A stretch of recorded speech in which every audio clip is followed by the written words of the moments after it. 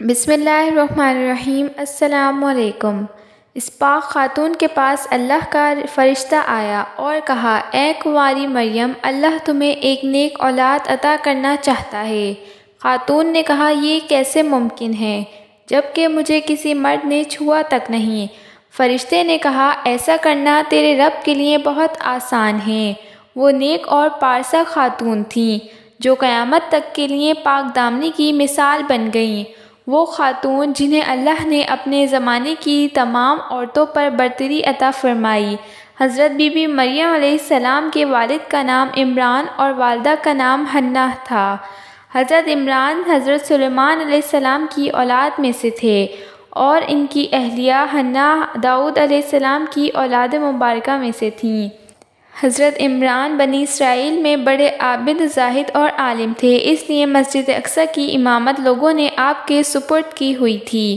حضرت حنہ کی اولاد نہیں تھی۔ ایک روز آپ نے ایک درخت کے سائے میں ایک چڑیا دیکھی جو اپنے بچے سے پیار کر رہی تھی اور انہیں دانہ کھلا رہی تھی۔ یہ منظر دیکھ کر آپ کا دل بھر آیا اور آپ نے دربار الہی میں دعا کی، لہٰذا اللہ نے آپ کی دعا قبول فرمائی۔ حضرت مریم علیہ السلام کی پیدائش سے قبل آپ کی والدہ نے منت مانی کہ اولاد کو بیت المقدس کی خدمت کے لیے وقف کر دیں گے۔ بنی اسرائیل کے ہاں یہ روایت تھی کہ جو لڑکا اللہ کی نذر کر دیا جاتا تھا وہ نہ شادی کر سکتا تھا اور نہ دنیاوی مشاغل میں دلچسپی لیتا تھا، صرف عبادت گاہ میں خدمت کرتا اور خوب عبادت میں مشغول رہتا۔ لہٰذا حنہ علیہ السلام نے اللہ سے بیٹے کی دعا کی تھی، مگر ان کے ہاں بیٹے کی بجائے بیٹی کی پیدائش ہوئی۔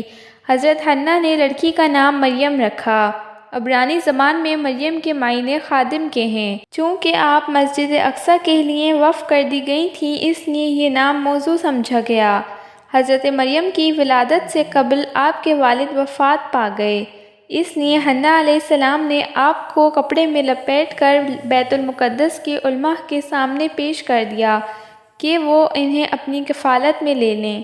جب حضرت مریم بیت المقدس میں لائی گئیں تو مجاوروں کے درمیان اختلافات پیدا ہو گئے۔ ہر کوئی خود کو زیادہ حقدار سمجھتا تھا۔ پھر فیصلہ ہوا مجاوزین وہ قلم جس سے وہ توریت لکھتے تھے پانی میں چھوڑ دیں۔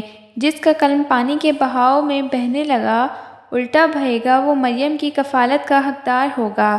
اس مقابلے میں حضرت زکریا علیہ السلام بھی شامل تھے۔ ان کے قلم کو اللہ نے پانی کے بہاؤ کے الٹے طرف بہا دیا اور وہ ان کی پرورش کے حقدار ہو گئے۔ اس طرح بی بی مریم کو اللہ کی منشا کے مطابق زکریا علیہ السلام کی کفالت میں دے دیا۔ حضرت زکریا کی بیوی حضرت مریم کی خالہ لگتی تھیں اور ان سے بڑھ کر ان کی پرورش کوئی نہیں کر سکتا تھا۔ حضرت مریم علیہ السلام دوسرے بچوں کی بنسبت بہت تیزی کے ساتھ بڑھتی رہیں۔ جب آپ زکریا علیہ السلام اور اپنی خالہ کے گھر پرورش پا کر کچھ بڑی ہوئیں تو بیت المقدس میں آپ کے لیے کمرہ مخصوص کر دیا گیا۔ یہاں زکریا علیہ السلام کے علاوہ اور کوئی نہیں جا سکتا تھا۔ آپ دن رات اللہ کی عبادت میں مشغول رہتیں۔ جب حضرت زکریا علیہ السلام آپ کے پاس آتے تو حیران ہو جاتے کہ بے موسم پھل آپ کے پاس ہوتے ہیں۔ گرمیوں کے موسم میں سردی کے پھل اور سردیوں کے موسم میں گرمیوں کے پھل ہوتے ہیں۔ جب حضرت زکریا علیہ السلام حضرت مریم سے پوچھتے ہیں کہ یہ پھل کہاں سے آتے ہیں، انہیں کون دیتا ہے، تو حضرت مریم فرماتی ہیں، اللہ کے پاس سے۔ اللہ نے بی بی مریم کو پسندیدہ اور مومنہ بندی میں شمار کیا ہے، جیسے کہ سورہ آل عمران میں ارشاد ہوا، اور فرشتوں نے کہا، اے مریم، بے شک اللہ نے چن لیا ہے تمہیں اور خوب پاک کر دیا ہے اور پسند کیا ہے تمہیں سارے جہاں کی عورتوں سے۔ اے مریم، خلوص سے عبادت کرتی رہو اپنے رب کی اور سجدہ اور رکوع کرنے والوں کے ساتھ رہو۔ بی بی مریم جس مقصد کے لیے چنی گئی تھیں وہ ابھی باقی تھا۔ آپ دن رات اللہ عز و جل کی عبادت میں مشغول رہتی تھیں، یہاں تک کہ بنی اسرائیل میں مشہور ہوا کہ پاکیزہ عبادت گزار خاتون ہیں، اور لوگ آپ کی بہت عزت و احترام کرنے لگے۔ اور وہ وقت آیا کہ جب جبرائیل علیہ السلام حضرت مریم کے پاس تشریف لائے۔ بی بی مریم ایک غیر مرد کو حجرے میں دیکھ کر پریشان ہو گئیں۔ حضرت جبرائیل علیہ السلام آپ کے پاس انسانی شکل میں تشریف لائے تھے۔ حضرت مریم علیہ السلام آپ کے پاس آ کر بولیں، اگر تو کوئی خدا ترس انسان ہے تو تجھ سے خدائے رحمان کی پناہ مانگتی ہوں۔ حضرت جبریل علیہ السلام نے آپ کو تسلی دیتے ہوئے اور پیغام الہی سے باخبر کرتے ہوئے فرمایا، میں تیرے رب کا فرز دادا ہوں اور اس لیے بھیجا گیا ہوں کہ تجھے ایک پاکیزہ لڑکا دوں۔ کنواری مریم حیران ہو کر فرماتی ہیں، میرے ہاں لڑکا کیسے ہوگا جب کہ مجھے کسی آدمی نے چھوا تک نہیں اور نہ میں کوئی بد کردار عورت ہوں۔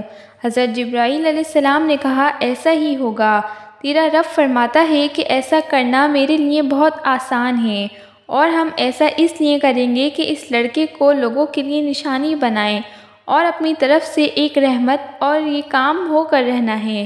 حضرت جبرائیل علیہ السلام نے بی بی مریم کے گریبان میں پھونک مار دی، جس سے آپ کا حمل ٹھہر گیا۔ جب حضرت مریم حاملہ ہوئیں تو یہ خبر بنی اسرائیل میں عام ہو گئی کہ حضرت مریم حاملہ ہو گئی ہیں۔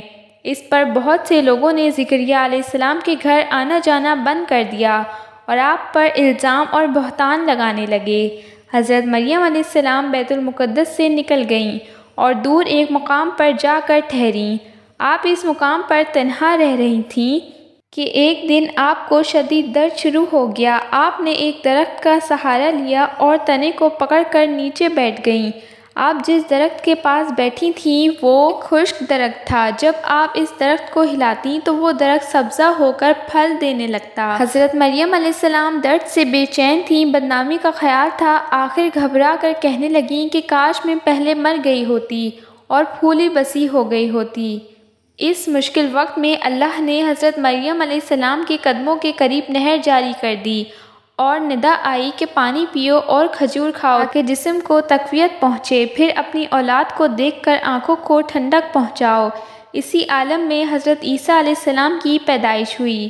آپ نے اپنے بیٹے کو لے کر قوم کے پاس آئیں۔ قوم کے لوگ آپ کی گود میں بچہ دیکھ کر غضبناک ہو گئے اور الزام لگانا شروع کر دیا۔ ہر طرف سے لوگ طعنہ دے رہے تھے۔ حالت زار تنگ ہو گئی جب مریم علیہ السلام نے بچے کی طرف اشارہ کرتے ہوئے کہا کہ اس بچے سے بات کر لو، تمہیں تمہارے سارے سوالات کے جواب مل جائیں گے۔ سرکش لوگوں نے کہا، بھلا یہ دودھ پیتا بچہ ہمارے سوال کے جواب کیسے دے گا؟ اچانک عیسیٰ علیہ السلام نے بولنا شروع کر دیا اور کہا، بے شک میں اللہ کا بندہ ہوں، مجھے اس نے کتاب دی ہے اور مجھے نبی بنایا ہے اور مجھے بابرکت بنایا ہے جہاں کہیں ہوں، اور مجھے نماز اور زکوٰۃ کی وصیت کی ہے جب تک میں زندہ ہوں، اور اپنی ماں کے ساتھ نیکی کرنے والا ہوں، اور مجھے سرکش بدبخت نہیں بنایا، اور مجھ پر سلام ہے جس دن میں پیدا ہوا اور جس دن مروں گا اور جس دن زندہ کر کے اٹھایا جاؤں گا۔ اس کے بعد حضرت مریم علیہ السلام نے حضرت عیسیٰ علیہ السلام کو لے کر مصر چلی گئیں۔ جب حضرت عیسیٰ علیہ السلام کی عمر مبارک 13 سال ہوئی تو بیت المقدس واپس آ گئیں۔ روایتوں میں ہے حضرت مریم علیہ السلام کی تاریخ وفات 35 عیسوی اور آپ کی عمر 51 سال لکھی ہے۔ اسلام کے علاوہ کیتھولک اور آرتھوڈاکس عیسائی بھی حضرت مریم علیہ السلام کو نہایت ہی عقیدت و احترام کی نگاہ سے دیکھتے ہیں، اور آپ وہ واحد خاتون ہیں جن کا نام قرآن مجید میں درج ہے اور بائبل کے پرانے عہد نامے میں بھی موجود ہے۔ حضرت عائشہ رضی اللہ عنہا سے روایت ہے کہ نبی کریم صلی اللہ علیہ وسلم نے مجھے خبر دی ہے کہ جنت میں میرا نکاح مریم بنت عمران، موسیٰ کی بہن کلثوم اور فرعون کی عورت آسیہ سے ہوگا۔